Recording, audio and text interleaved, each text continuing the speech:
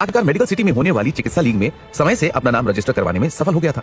उस आलीशान registration hall में सभी लोग विद्युत और बुजुर्ग इप्सा को मुस्कुराते हुए बातें करते देख हैरान हो रहे थे। बुजुर्ग इप्सा के वहां से जाते ही विद्युत के साथी फौरन उसके पास आ गए। सायरा को आराम करने का कहने के बाद उसने नाज की तरफ ध्यान दिया और उसकी शक्तियों को महसूस किया तो उसने हैरानी के साथ धीमी आवाज में कहा, नाज, तुम्हारी रफ्तार और शक्तियां पहले से काफी बढ़ चुकी हैं। विद्युत से सामना होते ही नाज हैरान हो गई। उसे देखते ही नाज की आंखों में एक अनोखी चमक थी। उसकी शक्तियों को महसूस कर विद्युत का चौंकना लाजमी था।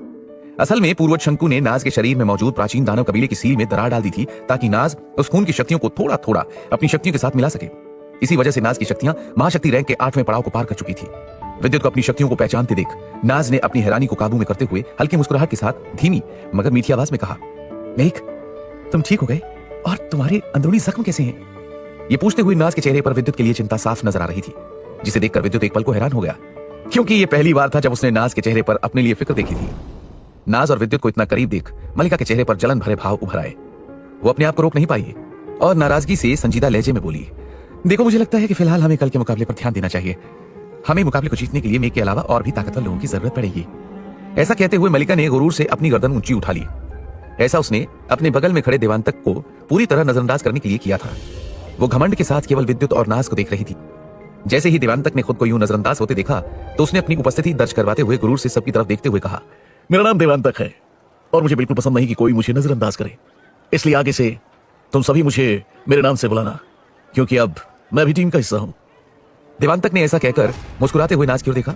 उधर उस छोटे कद वाले देवांतक को अपनी और बड़ी बड़ी आंखों से देखते पाकर नाज बाहें सिकोड़ते हुए चढ़कर बोली, मैंने तुमसे पहले भी कहा है, मुझे घूरना बंद करो।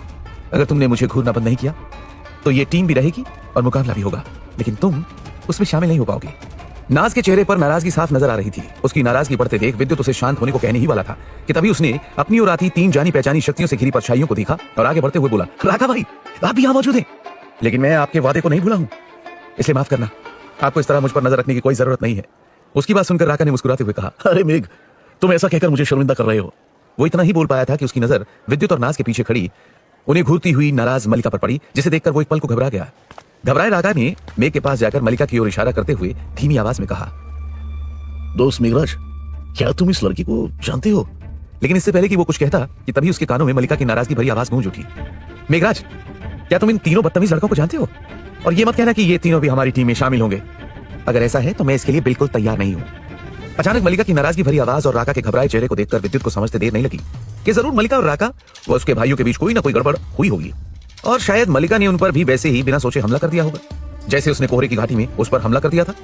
लेकिन इससे पहले कि विद्युत कुछ कह पाता, राका उसके चेहरे के बदलते भाव देखकर हड़बड़ाते हुए बोला, देखो दोस्त, दरअसल मैं और मेरे भाई तो बस इस लड़की से दोस्ती करना चाहते थे, क्योंकि ये काफी ताकतवर है और महाशक्ति रैंक के 9वें पड़ाव पर है। इसके अलावा मेरा और कोई इरादा नहीं था।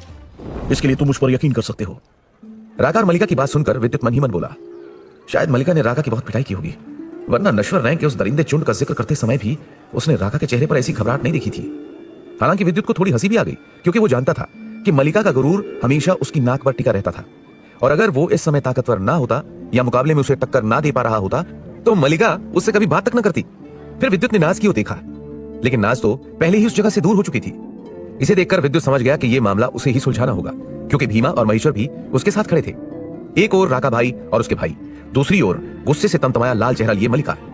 तभी विद्युत ने मलिका की ओर देखा और उसको समझाते हुए नर्म लहजे में बोला, मलिका, देखो, फिलहाल के लिए बात को समझो। हमारे पास वैसे ही वक्त बहुत कम है और मैं बहुत थक गया हूं, इसलिए मुकाबले तक तुम अपने आपसी मसले भूल जाओ तो बेहतर होगा। लेकिन वो इतना कह ही पाया था कि मलिका गुस्से में वहां से पैर पटकते हुए जाने लगी। विद्युत ने अपने सिर को खुजलाया और उलझन भरी नजरों से मलिका को जाते हुए देखने लगा। वो सोच ही रहा था कि इस मसले का क्या हल निकाला जाए कि तभी अचानक विद्युत की पुष्ट बाजू पर एक छोटा हाथ थपथपाता हुआ महसूस हुआ और उसके कानों में मजाकिया आवाज गूंजी, लगता है ये लड़की तुम्हारी गर्लफ्रेंड है। वैसे ये जितनी गुस्से वाली है उतनी ही ज्यादा खूबसूरत है। खैर दोस्त, तुम्हें संभल कर रहना चाहिए। चलो मजाक छोड़ो, गुस्से में लड़कियां तिलिस्मी शेरनी से भी ज्यादा खूंखार हो जाती है। मेरा तो मानना है कि लड़कियों को नाज जैसा होना चाहिए, खूबसूरत और शांत। उस आवाज को सुनते ही विद्युत के कान खड़े हो गए और उसने अपने बगल में खड़े अपने से लगभग 2 फुट छोटे लड़के को हैरानी से देखा, जिसके चेहरे पर मुस्कुराहट थी। ये कोई और नहीं बल्कि देवांतक था, जो हाल ही में इन लोगों की टीम में शामिल हुआ था। विद्युत उसे पहचानने की कोशिश कर रहा था, लेकिन तभी उसका ध्यान 2 और आवाजों पर गया जो नाज और मलिका की थी। वो दोनों आपस में कुछ बात कर रही थी। उन दोनों को देखकर विद्युत ने फिर से उस लड़के को देखा और मन ही मन सोचा कि ये लड़का शायद अभी अभी नाज से मिला होगा, वरना अगर वो नाज को कुछ वक्त पहले से जानता होता तो नाज के बारे में यूं बात करने से पहले 10 बार सोचता। असल में मलिका वहां से गई नहीं थी, वो बस देवांतक के व्यवहार से झुंझलाकर वहां से हटकर नाज, भीमा और महेश्वर के पास जाकर खड़ी हो गई थी।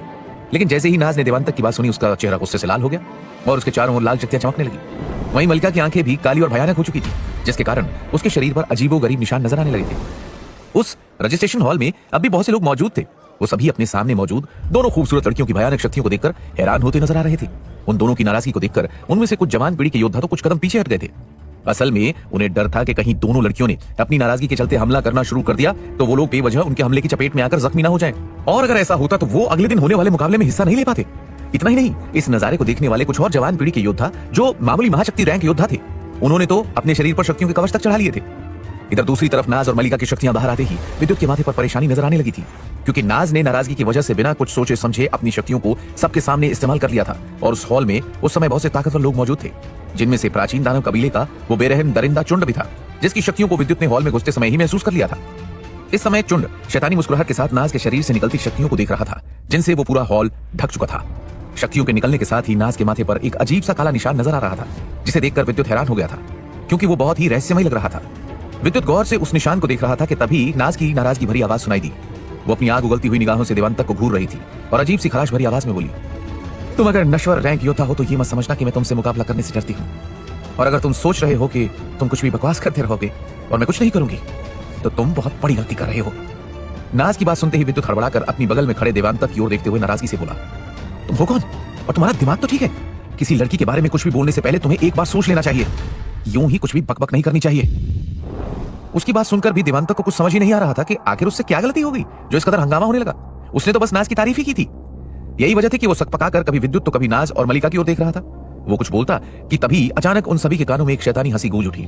साथ ही वहां मौजूद एक योद्धा अपनी खूंखार आवाज में बोला, तो तुम हो वो लड़की जिसके पास हमारे प्राचीन दानव कबीले के महान पूर्वज का खून है। मुझे अश्वा ने तुम्हारे बारे में बताया था, लेकिन मुझे नहीं पता था कि मैं तुमसे इतनी जल्दी मिल पाऊंगा। ऐसा कहते हुए वो योद्धा काली शक्तियों से घिरी एक परछाई में बदलकर तेज रफ्तार में नाज की ओर बढ़ने लगा। उसके आगे बढ़ते ही दो शक्तियों से भरे काले पंजे भी नाज की ओर झपट पड़े। दरअसल नाज और मलिका कोई मामूली योद्धा नहीं थी, बल्कि उनकी शक्तियां बेहद खास थी। एक और जहां मलिका के पास खास मडोना सील थी, जिसकी मदद से वो आसानी से अपनी शक्तियों को बदलकर हमला कर सकती थी और अपने से कमजोर योद्धाओं का खून तक जमा सकती थी, तो दूसरी तरफ नाज के पास प्राचीन दानव कबीले के पूर्वज का खून था, जिसकी शक्तियों के बारे में सिर्फ प्राचीन दानव कबीला ही जानता था। नाज समझ गई थी कि उसकी ओर आती शक्तियों से भरे काले पंजों में बहुत ही खतरनाक ऊर्जा थी। इसलिए नाज ने तुरंत अपने हाथों में शक्तियां भरते हुए बगल में खड़ी मलिका को दूर धकेल दिया, क्योंकि वो जानती थी कि उस हमले से बचना उसके लिए लगभग नामुमकिन था। साथ ही नाज ने अपने शरीर से ढेर सारी शक्तियों को निकालकर एक कवच तैयार कर लिया ताकि वो उस हमले से बच सके। जबकि उस कवच को देखकर विद्युत एक पल में समझ गया कि वो कवच उन शक्तियों वाले पंजों को नहीं रोक पाएगा, क्योंकि वो हमला और वो आवाज किसी और का नहीं बल्कि प्राचीन दानव कबीले के झुंड का था, जो हमला करते ही तेज रफ्तार से नाज की ओर बढ़ रहा था। तभी विद्युत के कानों में देवांतक की आवाज सुनाई दी। वो बोला, तुम्हें नहीं लगता हमें नाज की मदद करनी चाहिए? देवांतक की नजर लगातार काली शक्तियों से घिरी सफेद खूबसूरत ड्रेस पहने नाज पर थी, जिसके चेहरे पर फिक्र और आंखों में नाराजगी थी। वो ये सोच ही रहा था, लेकिन जैसे ही उसने अपने बगल में देखा तो उसकी आंखें आश्चर्य से चौड़ी हो गई। वो मन ही मन बोला, इस लड़के की रफ्तार तो सच में लाजवाब है, पलक झपकते ही गायब हो गया। लेकिन अभी भी ये मुझसे तब तक बहुत पीछे है जब तक मैं अपनी असली शक्तियां इस्तेमाल नहीं करता। ऐसा सोचते हुए देवांतक नाज की ओर परछाई में बदलकर जा रहे बिजली से घिरे विद्युत को देख रहा था। असल में विद्युत ने जैसे ही चुंड को नाज पर हमला करते देखा, उसने तुरंत अपनी सील तैयार करनी शुरू कर दी थी, क्योंकि नश्वर रैंक योद्धा बनते ही उसको ये समझ आने लगा था कि उसकी शक्तियों की समझ और हमलों को महसूस करने की क्षमता पहले से कहीं ज्यादा बढ़ चुकी थी। इसलिए उसने पहले ही अपनी सील तैयार कर ली थी। विद्युत को तेज रफ्तार से आगे बढ़ते देख वहां मौजूद बहुत से लोगों की आंखें फटी की फटी रह गई। जो लोग महाशक्ति रैंक पर थे वो भी हैरानी से सिर्फ एक बिजली की चमक और एक काली परछाई को ही देख पाए, जो पलक झपकते ही नाज के करीब पहुंच चुकी थी। विद्युत नाज और चुंड की शक्तियों को महसूस करते हुए थोड़ी दूरी पर खड़ी मायरा गुरूर से बोली, अच्छा है, अब इस लड़के का गुरूर कम होगा, तभी इसे समझ आएगा कि ये हमारे बिना मुकाबले में आगे नहीं बढ़ पाएगा।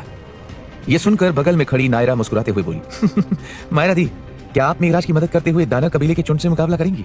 मायरा ने बहन की बात सुनकर कहा, देखो, आज अगर मुकाबला नहीं भी हुआ तो पितृदेव की समाधि के अंदर जाने के बाद मुझे उससे लड़ना ही पड़ेगा।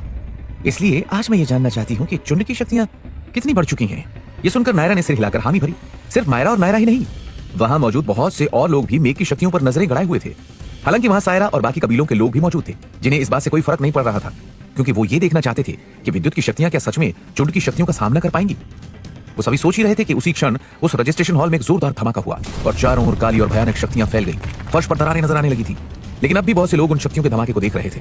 तभी नाज के आसपास उस धमाके की जगह धुंधलापन उभर आया, जिसे देखकर विद्युत का मन घबराने लगा। पर अचानक उसी धमाके के साथ एक नाराजगी भरी आवाज गूंजी, इससे पहले कि विद्युत का ध्यान उस ओर जाता, उससे पहले ही सभी के होश उड़